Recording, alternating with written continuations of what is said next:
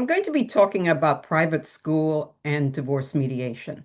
First, let me backtrack to say, unlike child support or even college in New Jersey, private school is not a given, and it's very fact dependent. And of course, the ability to pay is the most important factor.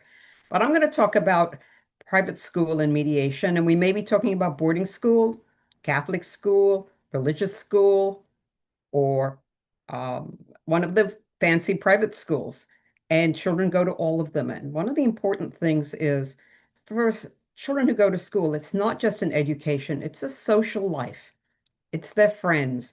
And so when children have to change schools, it can be a huge trauma for them. And I don't want to underestimate that in my conversation with you. So you're getting divorced, and your children or a child goes to private school, and you're concerned because you may not be able to afford it.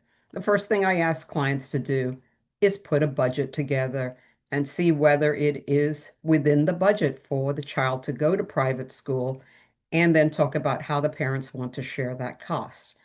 And that can be helpful. Sometimes there is a gap. Schools have scholarships. You can go back to the school and ask. Sometimes they have multi-student discounts, and sometimes they're willing to work with you if you cannot afford that school to at least keep the child in for a certain period of time. Additionally, usually you're signing a year contract, so you're not going to pull the child out mid-year. You usually finish the academic year because that's your contract. But what if the parents disagree? One parent wants to keep the child in private school, the other in public school. Most agreements say that if one person wants to pay the full cost, the full freight of private school, they can do that. But that's really not possible for most families. And so they have to figure out a transition plan, especially if there are other children coming up on the pipeline who may need to attend school. And do you want some kids going to private school and some kids going to public school?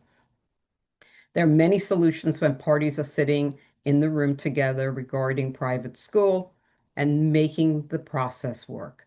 And especially if you have a child with some special needs where they may be more difficult to transfer them, maybe you keep one child in private school and the other children go to public school. Sometimes there's a natural transition for high school.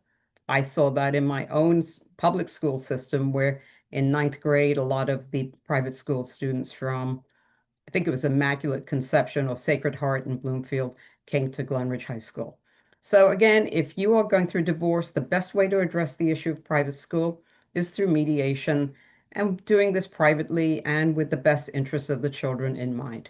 It's Anju Jessani for Divorce for Dignity Mediation Services, saving dollars, making sense.